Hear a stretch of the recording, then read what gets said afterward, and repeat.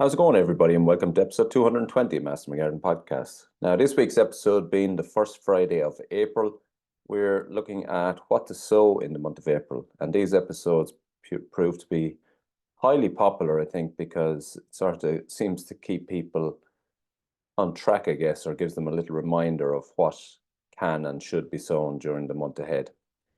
The last month, as we've said at the start of the previous month, has been yet again, March has been a really wet month. And, we're up to the first week of April is almost done, and the trend has continued. Some nice days, actually, quite pleasant, bright days, bit of sunshine at last, which is good to see. But certainly, from a rainfall perspective, there is no real sign of it stopping. And in fact, this weekend we're due here to have a storm with high winds and quite a bit of rainfall in certain areas. So there's no doubt that we have had more than our fair share of rain over the last 4, 5, 6 months. And it does seem to be never ending. And I know a lot of people are getting frustrated with it.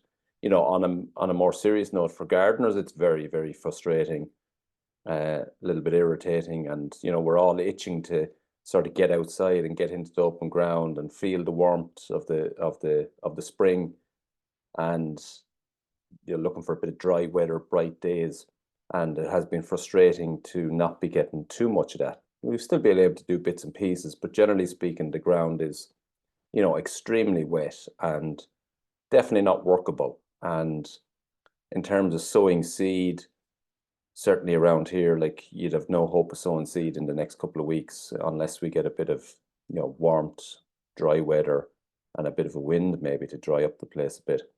So it has been frustrating. On a more serious side, obviously farmers and farming and a lot of food crops that need to get into the ground, timing wise, they really do need to be getting into the ground very, very soon.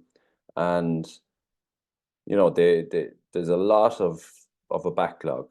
Now, it's not the first time we've seen this, and things do eventually get done and so on, but it just condenses things and creates a lot of pressure on people, a lot of pressure on farmers, and yeah, it's far from ideal. The conditions are far from ideal.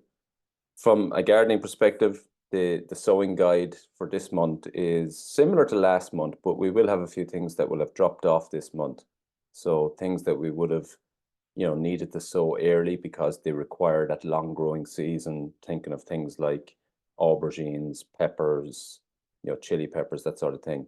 So if you want to grow those this year, and at this stage, if you haven't got them sown, you may get away with it, but ideally at this stage, you'll be looking to get some plants and get them into your greenhouse, because just they require that length of growing seasons. So other than that, a couple of things come onto the list this month. Some of the more tender stuff that we sow later, that they come onto the list, but it's quite a big list. And I suppose the months of April, May, and June are kind of the biggest months in terms of the variety that we can actually sow. So as we go through this, you'll see that a lot of them are, quite similar to last month. And for things that we're successionally sowing, they're going to repeat on the list over the next few months.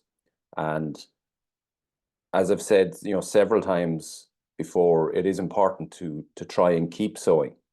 And because what happens is missed sowings at this stage are missed harvests or missed little windows of harvest down the line. So it really is important to keep sowing. A lot of flowers can be sown as well. A lot of the annual flowers can still be sown. And it's a great month to start with things like dahlias and so on. Personally, I will be sowing perennials as well this month. Definitely won't get any flower from them this year, but they will germinate, and I'll create a good, strong, healthy plant that will be planted out, in the coming months. And then going into next year, obviously, we'll have flower. Some of the biennials as well, the foxgloves and so on. In theory, it's the wrong time of the year to sow them, but they will germinate, and I am going to sow them. And again, I won't have flower this year, but I will have next year. So yeah, there's lots that I will be sowing this month.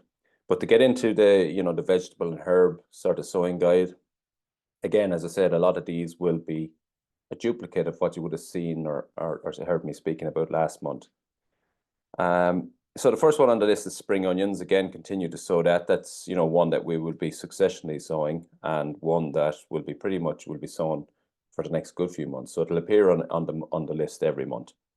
Cabbage, we're still working with early varieties, so maybe the pointed heads, you know, the likes of the Hispy or greyhound cabbage, and some of this early summer cabbage as well, the round head cabbage. You're still sowing the cabbage one seed per module in the tray, and then you plant them out. The other thing to note this month is that the length of time from sowing to planting out will get a bit shorter. All going well, we're going to get a lot more sunlight over the next couple of weeks. Temperatures will rise quite a bit, and that means that, you know, seeds sown can produce a good quality seedling fit to go outside within kind of 4 weeks. Whereas prior to this, you know, back through March and, you know, certainly at the end of February, any that you were sowing, you're looking at kind of 6-7 weeks before you'd have a decent seedling to be planted out. But at this time of the year, that speeds up quite a bit. So just watch for that in terms of your successions. Next one on the list is Calabrese. So again, you're going to try and work with early varieties if possible. Same goes for cauliflower. So again, early summer varieties. Onions then, this month is the last chance, and kind of by the middle of the month, you'd want to be doing that. So I have sown my white onions, but I do need to get some red onion seed because I thought I had some and I don't. And so I'll sow those, but definitely in the next kind of week, that needs to be done. Anything past mid-April is getting a little bit late in terms of sowing seed. Now, you can still obviously plant sets, so don't panic if you don't have your seed sown or you don't get it sown by the middle of the month.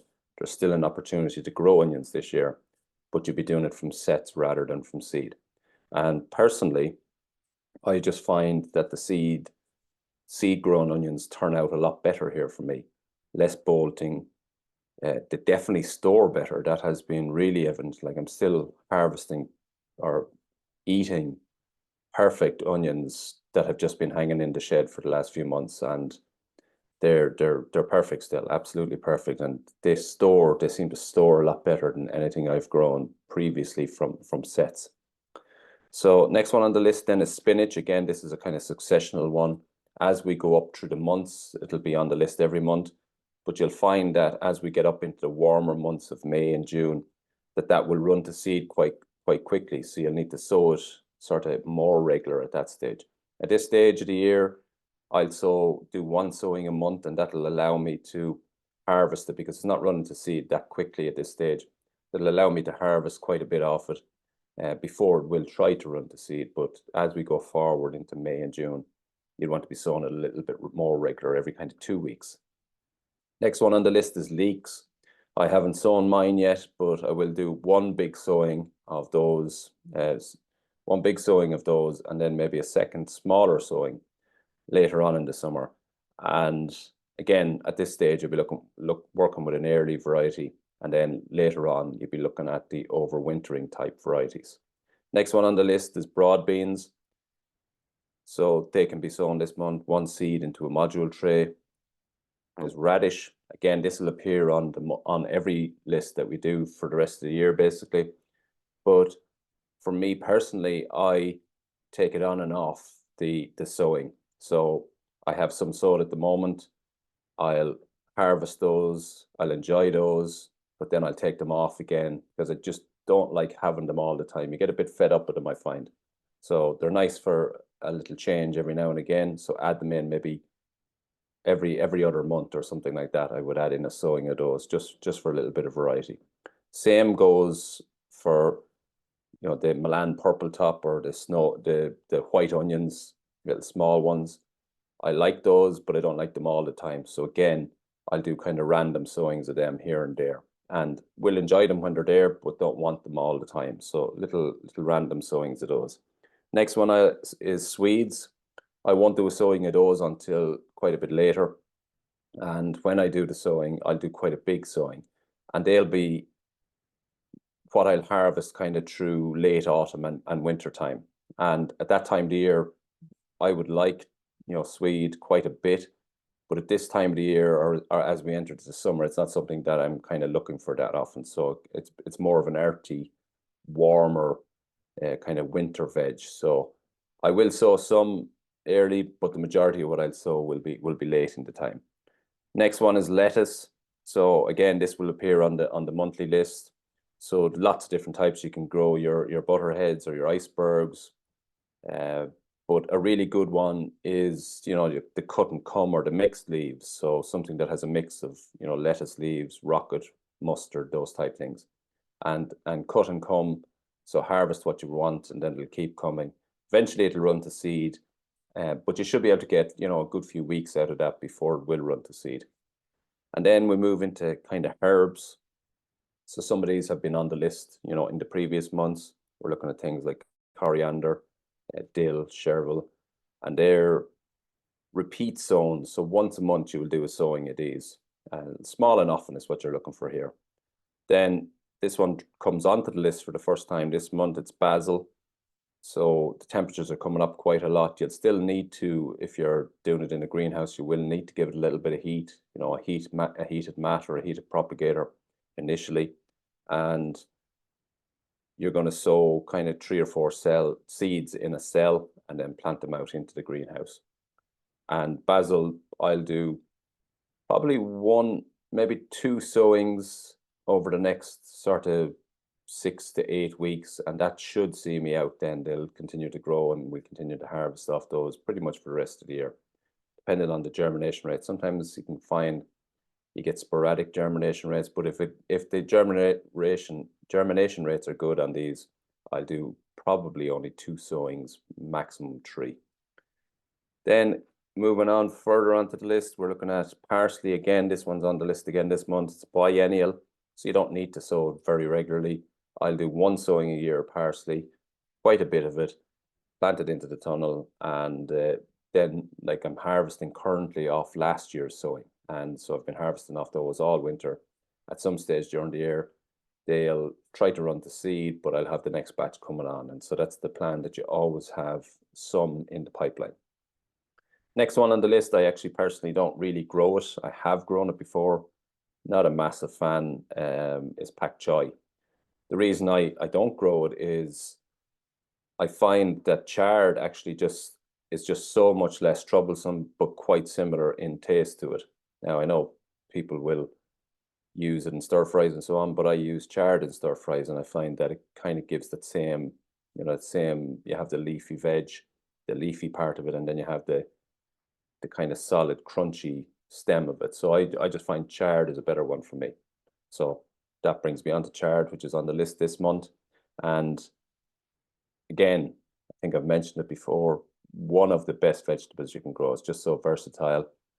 So you get so much from it for so little effort, which is what I really like about it. So you sow 1 seed into a module, you plant it, becomes a good big plant, but you can harvest off that for such a long period of time. You don't need huge amounts of it, but really tasty. Looks quite well if you drop it into, the middle of a perennial border or into a flower bed.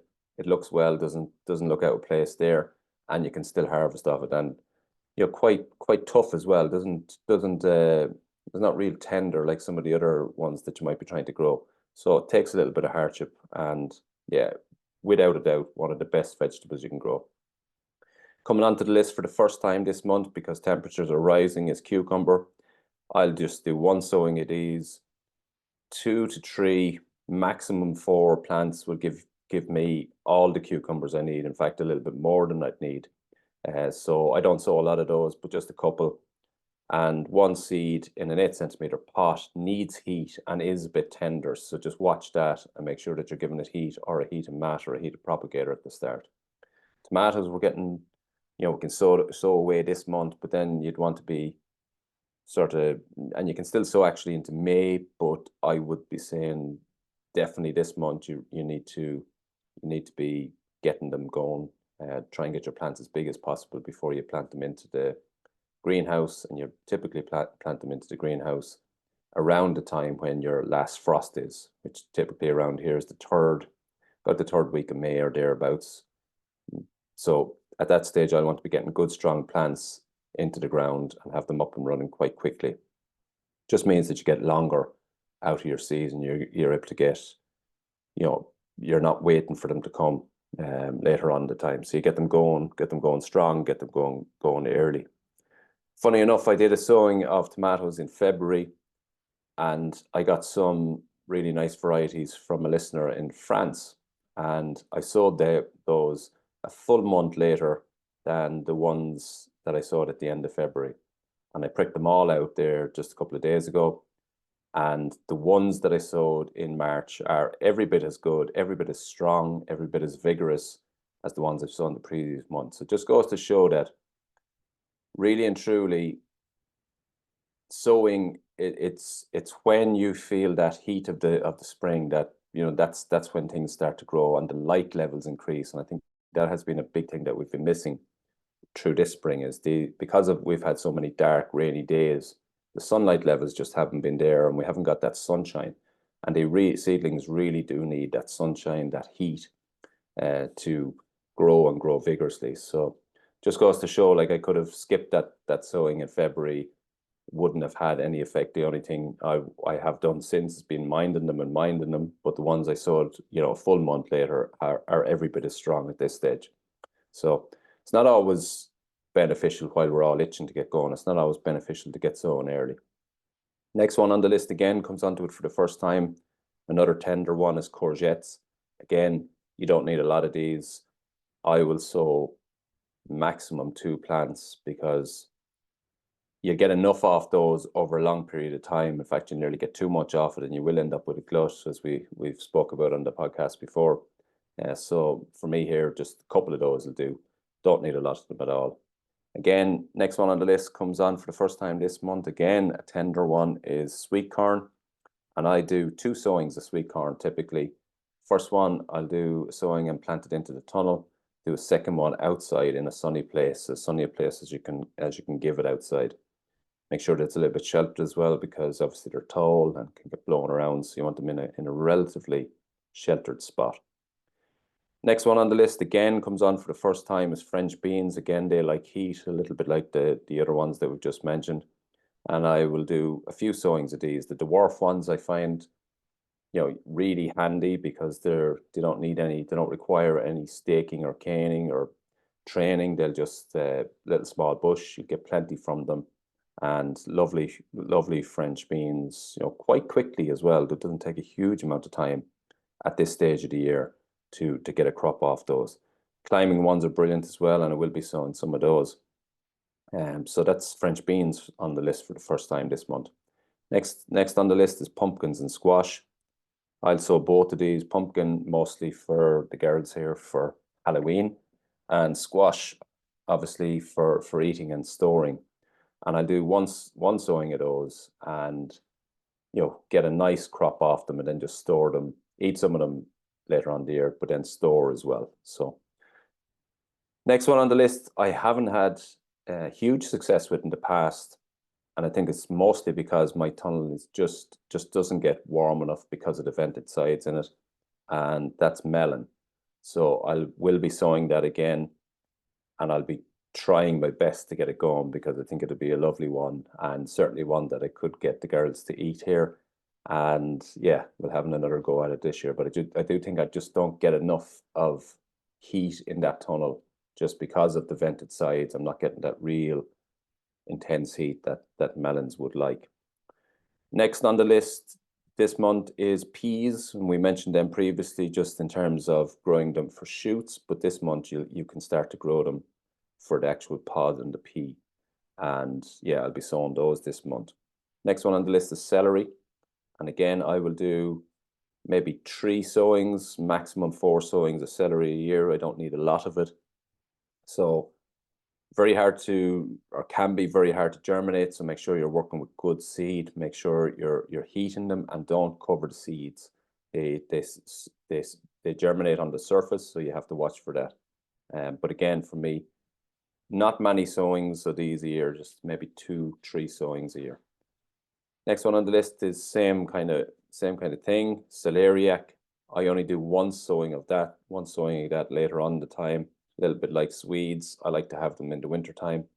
to eat in the winter time. So I do kind of a summer sowing on those. And yeah, they'll be, I'll probably sow them in May, but I won't do them in April. Next one on the list is carrots. Again, they were on the list last month, but this time what we should be able to do, if it ever stops raining, is get outside towards the end of the month and direct sow these into the ground. So hopefully, as I said, the rain stops and we can do that. Next, and the final seed I have kind of on the veg and herb list is parsnips, and this comes onto the list for the first time. Again, the carrots we would have previously sowed, or earlier lists would have said to plant or to sow them directly into the polytunnel or under cover outside, but now we're looking at outside. And parsnips come onto the list because you can't really grow those in a greenhouse. So parsnips, make sure you're working with fresh seed again, and we're direct sowing if it stops raining in late. So I have every confidence that that it will, because you look over the years and you look at the rainfall month by month for your area, and you will always see variations. So, I mentioned already that February last year was extremely dry and warm. February this year was wet. March last year was wet. This March was wet. But when you look at it over a kind of a 4 to 5 month period, any 4 to 5 month period within the year, and you take the same 4 or 5 months of the previous year and the previous year and so on, and you look at the rainfall averages across those 4 months, they typically don't vary massively. Now, you will occasionally get anomalies. So I don't know whether this is wishful thinking or, if this is, but it does ring true generally that there doesn't be a huge amount of variation over a period of time. So based on that thinking, we've had this prolonged wet spell. So I expect that, over the next month, as we move through April, the weather, the rain will stop. Hopefully it's going to get warm, and we theoretically should have that for a nice period of time. And that's my hope. That certainly happens a lot, where you get this period of wet, and then it gets followed by a really nice period. So that's what we're all hoping for. That's what we're all praying for. That's what we're looking for, from, even if we weren't talking about gardening, just from bringing kids to football matches and all of that day-to-day stuff that we do, we just would like a little break from the rain if possible.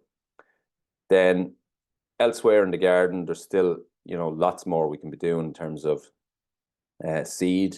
So again, I mentioned at the start, I'll be sowing annual flowers this month. I already have some cosmos sowed, I've sweet peas sowed, I've marigolds sowed.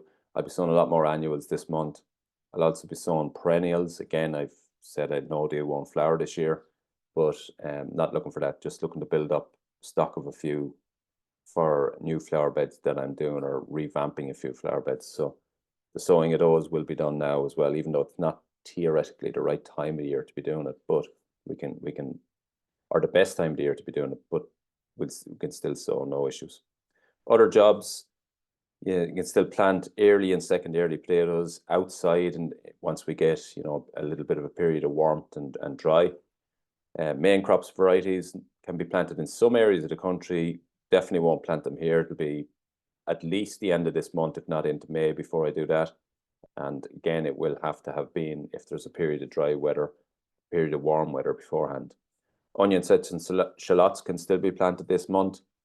And so, if you've missed, or you're not going to get a sowing of onion seeds done, you can still do it, grow them this year from sets. Then in terms of your beds, while I'm saying that it's wet, definitely the no-dig beds are remaining a lot drier than a typical bed. So while they're not very dry, they're not dry enough for sowing seeds into yet. They certainly will be quite quickly. And once you get an inch or two dry in the top, which again happens quite quickly with no-dig beds, then you'll be able to get outside and get sowing. Sort of a follow-on from that then is, at this stage of the year, you will start to get some weed germination in your beds. Just make sure you give them a light hoe. When we get a dry day, give them a light hoe. And a couple of light hoes like that mean that you'll sort of stay on top of any potential weed problems that could be building up. The other thing to really watch out for, and it's a consequence of all the wet weather and the mild weather that we have, is that from what I can see, from what I can hear from other gardeners, what I can see here in my own garden, there is going to be huge slug and snail pressure this year. It happens every so often where there's kind of a really big slug year, and I feel that's it's building to be that way this year. I know a lot of early crops are very vulnerable to slugs and snail this year because the populations are just high there generally. So that's something to watch out for, in terms of what you can do. I'll probably do, a full episode over the next couple of weeks on that, because there is a lot of people, it seems to be one of the recurring challenges for gardeners. So yeah, definitely I'll do something on that in the next couple of weeks, but just watch out for that. And yeah, especially when you start putting out young seedlings in the next few weeks, just watch for slugs and snails initially anyway. And then after that, it's just a case of, again, to remind you that try not to miss sowings. Set a day, set a schedule for sowing, because missed sowings will be missed harvest later on in the time. Keep sowing. I'm sure at this stage there's lots of full windowsills, full propagation areas in people's houses and people's greenhouses. But yeah, we'll start to clear a bit of space as we get the good planting later on in the month. And yeah, there's lots to be doing, lots to be looking forward to, and hopefully, as I say, we're getting towards the end of this kind of poor period of weather, and we have something to look forward to, and then we can really get growing and really get going at everything in the garden. So that's been this week's episode. Again, the usual one for the start of the month, it's sowing guide, what people can sow. For any of you that are on the Grow Your Own Food course, the full and complete sowing guide is uploaded there. That includes the seed that we're sowing, the sowing method, the planting out location, and the timing approximately of getting those planted out. So yeah, all of that is uploaded onto the Grow Your Own Food course. And a request from some of the people going through the course was a spacing guide, and that's also added there this week as well. So any of you that still want to join onto that course, is still plenty beneficial. €97 for lifetime access. So no matter what extra modules get added, and there will be lots of extra modules getting added, you'll have access to that for the lifetime of the course. So really good practical information, over 5 hours of videos teaching you how to set up beds, how to sow seeds, how to plant out, all really practical, useful stuff that will help you growing your own fruit, vegetables and herbs. So yeah, link in the show notes, or visit my website, www.mastermygarden.com, and you'll see that course there, €97 for lifetime access. And that's been this week's episode. I hope that sowing guide helps you stay on track with your sowing for the month of April. Hopefully by the time we're back doing this next month, we're talking about glorious weather, long days and warm temperatures, and lots of sunshine and not so much rain. So, but either ways, we can't control that. So for now, we just continue as it is. And until the next time, happy gardening.